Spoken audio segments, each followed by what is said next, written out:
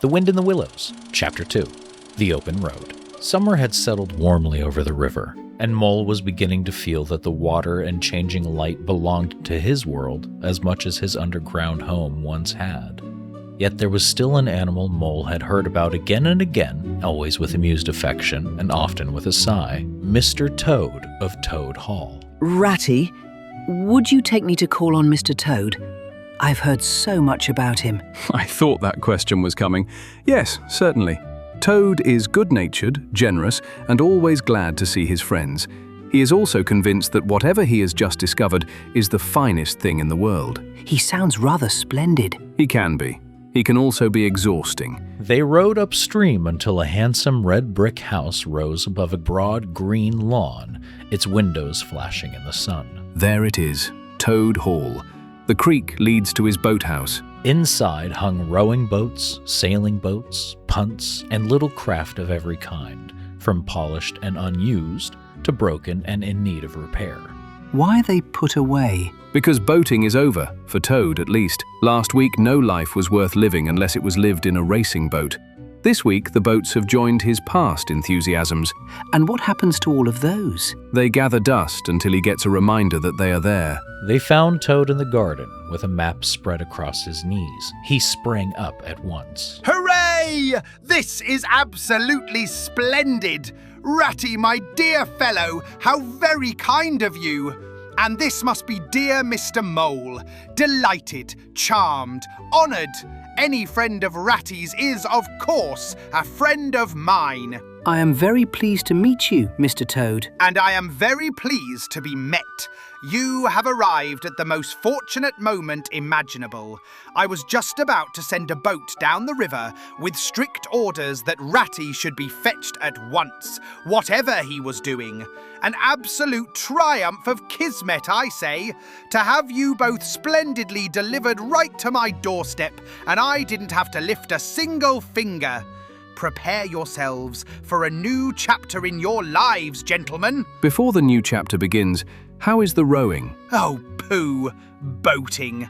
Silly, boyish amusement. Given that up long ago. But I thought you loved boating. Mole, my dear good animal, that is precisely the sort of honest mistake one makes before discovering the real thing.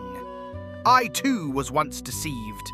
Sailing, punting, houseboats, racing boats, I passed through them all. But now I see them for what they were, stepping stones on the path to true greatness. This sounds expensive. It sounds magnificent, because it is magnificent.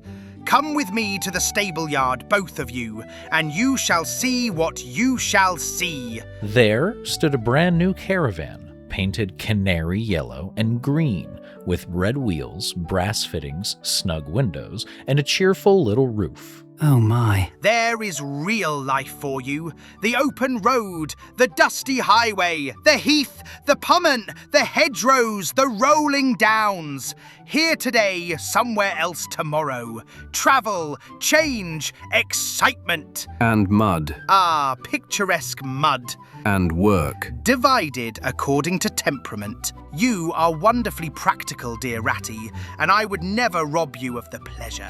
May we look inside? Inside were bunks, a folding table, a little stove, cupboards, maps, blankets, kettles, food, and everything Toad considered essential to adventure. It's like a tiny house on wheels. A free house. A house that refuses to be tied down by geography. And you are both coming with me. I knew it. I am not coming, and Mole is not coming either. Aren't you, Mole? Of course I shall stick to you, Ratty.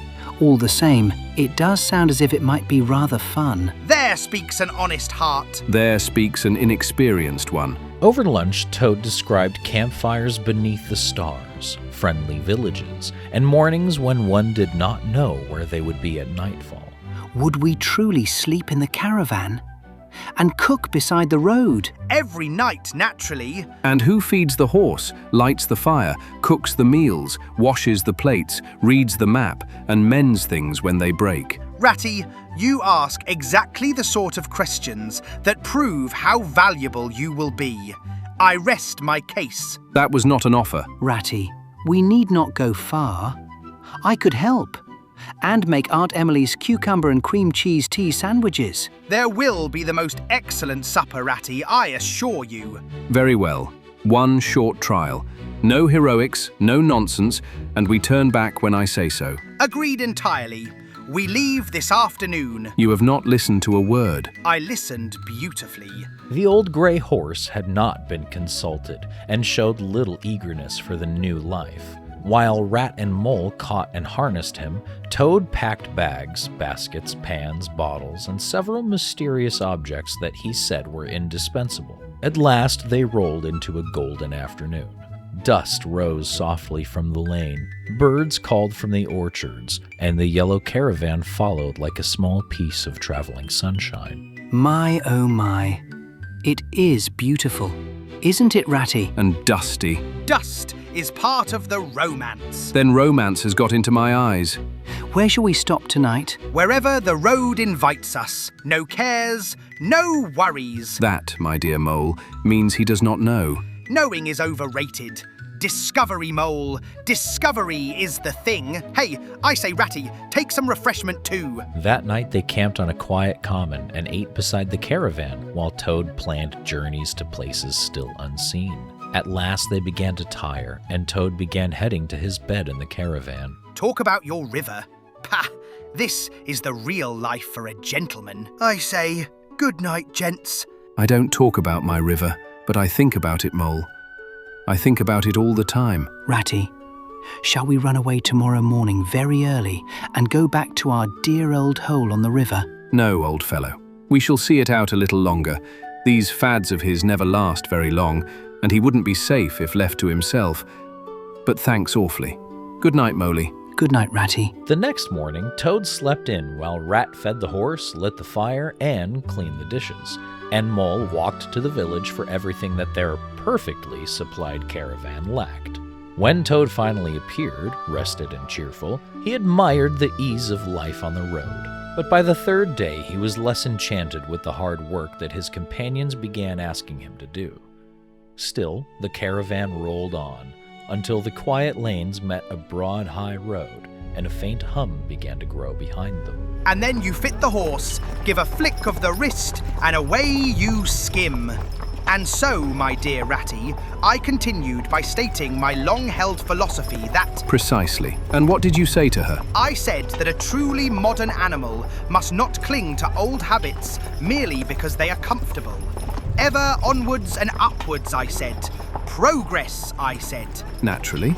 Progress in the form of a yellow cart. A canary-yellow cart, Ratty.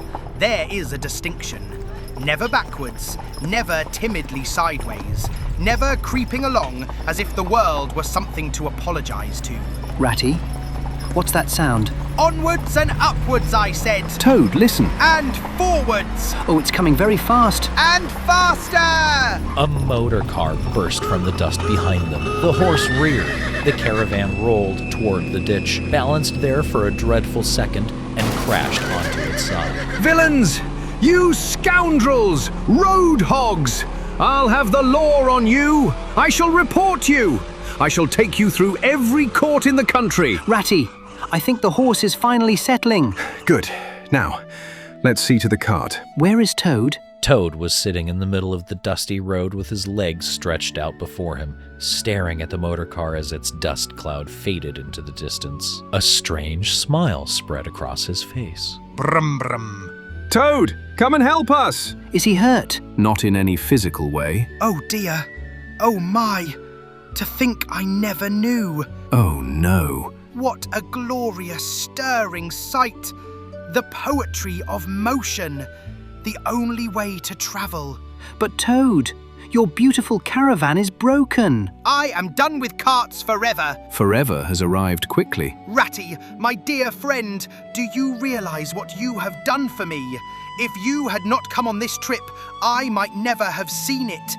That swan, that sunbeam, that thunderbolt. The motor car? The sound, Mole, the rush, the dust, the speed. Villages skipped, towns leapt, horizons conquered. Why did no one tell me? I suspect several people tried. All those wasted years on boats, I never even dreamt. But now, oh, what dust clouds shall spring up behind me as I speed on my reckless way. What carts I shall fling carelessly into the ditch behind me. You've only spent 3 days in this cart. Oh, horrid little carts, common carts, canary-coloured carts. Whatever are we to do with him? Nothing. There is nothing to be done while the first fit is on. He is possessed by a new craze, and until it settles, he will be about as useful as a teapot without a spout. Brum, brum, brum, brum, brum, brum, brum. Exactly. The axle was bent, the wheel was broken, and the yellow caravan could not travel another foot. Rat led the horse. Mole carried what they could save, and Toad walked between them in a happy dream. We shall arrange for the cart and go home by train. Yes, yes, fine machines, trains, but nothing like motor cars. Oh, imagine owning one, Ratty. I am imagining the police. When they reached the town, they left instructions about the ruined caravan and waited until the train came. By evening, they had escorted him back to Toad Hall and handed him over to his housekeeper. Feed him, put him to bed, and if he says anything about motor cars, do not encourage him. Brum, brum, brum, brum. There, you see what I mean? Feel better, Toad? After that, Mole and Rat went down to the boathouse, found their boat, and returned by water in the late quiet of the day.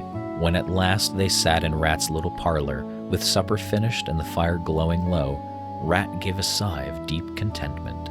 So ended the adventure of the open road. The cart was broken. Rat was back on the river.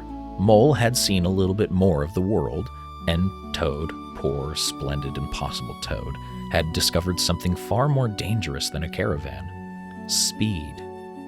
Thank you for spending time here at Mesa's place. The story continues with Toad's new obsession, and with the friends who will soon have to decide how far friendship should go when someone will not listen. Don't forget to like and subscribe, then return when you're ready. You're always welcome here.